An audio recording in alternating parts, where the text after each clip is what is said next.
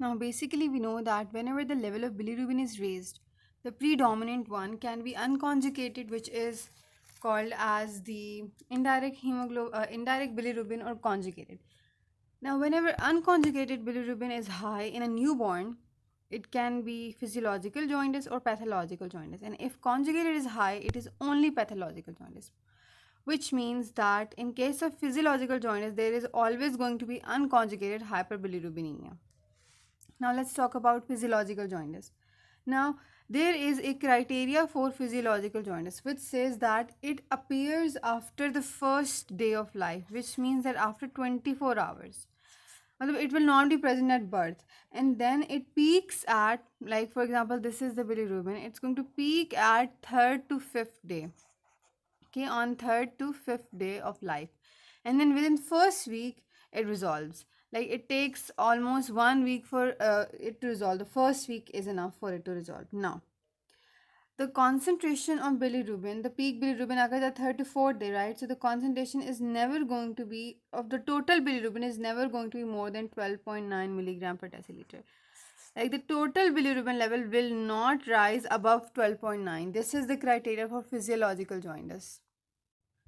Now, if any of this criteria is not met, for example, jaundice is present at birth, or this hyperbilirubinemia, it continues for 3 weeks, it is not resolved within first week, or the peak bilirubin level is more than 12.9 milligram per deciliter, then in this case, and one more thing, per day rise of, this was a total bilirubin of serum, and per day rise is not more than 5 milligram per deciliter. Okay, 5 milligram per deciliter per day, never more than that per day. So if any of these criteria is not met, then that is going to be pathological jaundice. Now basically it happens because in a newborn we know that RBC mass and concentration is very high. Okay, and RBCs are immature. Overall they're immature, so they have a shorter lifespan. So shorter lifespan of RBCs is one of the reasons.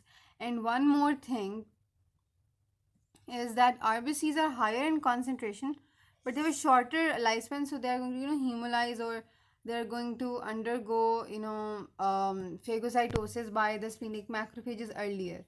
Okay, so one more thing is that in newborn infants, enterohepatic circulation is also more.